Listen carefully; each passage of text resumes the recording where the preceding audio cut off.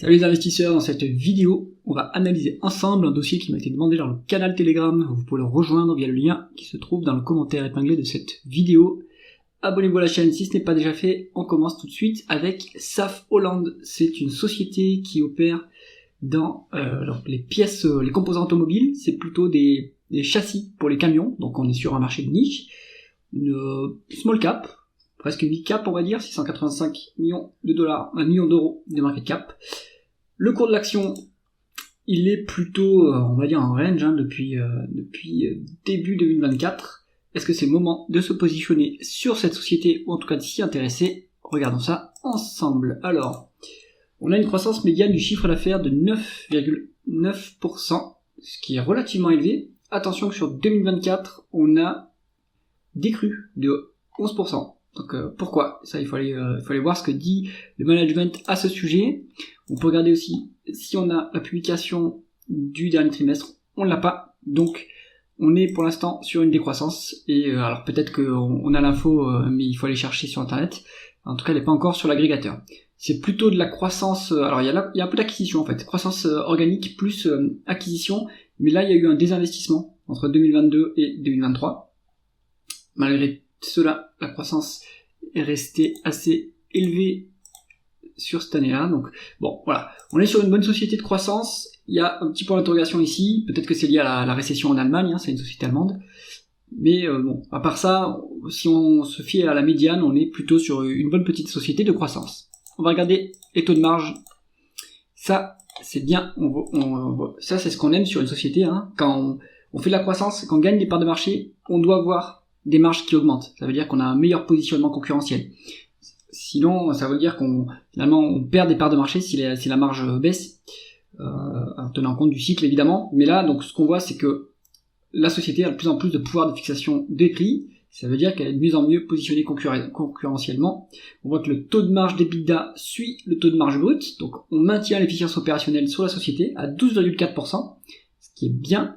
Et on est sur 4,4% en taux de marge net. Alors par contre, ça suit pas la hausse du taux de marge d'EBITDA, et ça c'est moins bien. Donc ça veut dire peut-être qu'on a un résultat financier qui est moins bien, qui est pas si terrible que ça, et ça impacte du coup le résultat net. Donc il faut aller vérifier qu'est-ce qui se passe au niveau du résultat financier. Est-ce que c'est que comptable et les free cash flow suivent? En fait, les free cash flow suivent plutôt pas mal. Donc bon. On est quand même sur une bonne génération de cash flow, et je pense que la marge nette, les bénéfices nets sont pas forcément si pertinents pour valoriser la société. On va regarder ça juste après. Et donc là, ce qu'on voit, c'est que c'est relativement qualitatif. On regarde justement la conversion des bénéfices nets en free cash flow. Free cash flow plus élevé que les bénéfices nets, excellent. Tout dépend comment c'est obtenu. On a une variation défavorable du BFR, 700 millions. Donc ça, normalement, ça impacte les free cash flow. Si on regarde la dépense en capital par rapport aux dépréciations amortissement, on est à peu près au même niveau. Donc on maintient l'appareil productif. Donc il doit y avoir des other non-cash items qui se cachent. On a 940 millions. Voilà, la différence se trouve ici. Donc il faut aller voir dans le tableau de flux de trésorerie, qu'est-ce qui passe dans cette catégorie. Est-ce que c'est des provisions, une dépréciation du goodwill, etc. Allez voir ça.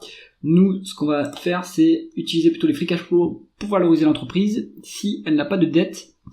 Et c'est ce qu'on regardera par la suite. D'abord, un petit tour par la rentabilité opérationnelle. On a 8,8% de rendement des capitaux investis en médiane. Pour une société industrielle comme celle-ci, c'est tout à fait convenable.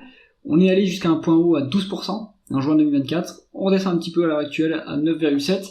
Ça reste correct. On est... Alors on n'est pas forcément, on est à peu près équivalent à la croissance, donc on est en mesure de s'autofinancer tout juste. Il faudrait que durablement la rentabilité augmente pour qu'on puisse s'autofinancer avec une bonne marge, on va dire, sur les cash flows.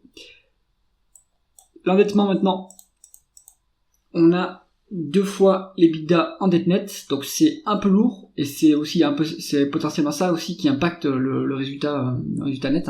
Les charges d'intérêt, c'est 4 fois les free cash flow. Non, allez, c'est plutôt 3 fois les free cash flow. Bon, c'est pas alarmant à ce niveau-là, il n'y a pas trop de risques. Il faudrait que le management privilégie le désendettement par la suite pour dérisquer le dossier, mais là pour l'instant il est pas trop risqué non plus avec ce niveau de dette. Ensuite, la rémunération de l'actionnaire, on a un dividende de 39 millions qui est versé. Rendement l'actionnaire à 5,6% et c'est en fait le rendement du dividende, hein, puisqu'il n'y a pas de rachat d'actions sous cette société. On va voir si la valorisation autoriserait des rachats d'actions, en tout cas appellerait des rachats d'actions. Mais un rendement l'actionnaire à ce niveau-là, un rendement du dividende à ce niveau-là, c'est tout à fait intéressant. Et on est sécurisé sur ce niveau de dividende par rapport au free cash flow, on est à un tiers, maxi, même un peu moins, donc pas de problème sur cette rémunération de l'actionnaire. La valorisation, on va se mettre en valeur d'entreprise sur EBITDA. On a une décote de bien 30%, 30-35% sur le dossier. Alors, on a eu un point bas sur la valorisation en novembre 2024. Maintenant, à mon avis, le timing n'est pas mauvais, hein, et on reste très décoté par rapport à l'historique. Si on veut être plus conservateur, on peut regarder la médiane à 5 ans. Pareil, on est décoté. Alors là, c'est plutôt 20% de décote, mais on reste décoté sur ce dossier. Conclusion. Bon, je pense que c'est une société qui est quand même cyclique, hein, qui va dépendre du commerce et de l'économie allemande européenne, on va dire. Mais j'ai l'impression que c'est un bon dossier avec une marge de sécurité. Donc ça peut se mettre en watchlist pour aller creuser de votre côté et vous faire une opinion. Quantitativement, en tout cas, c'est intéressant. J'espère que cette analyse vous a plu. Si c'est le cas, mettez un pouce vers le haut et pensez à vous abonner à la chaîne. À bientôt.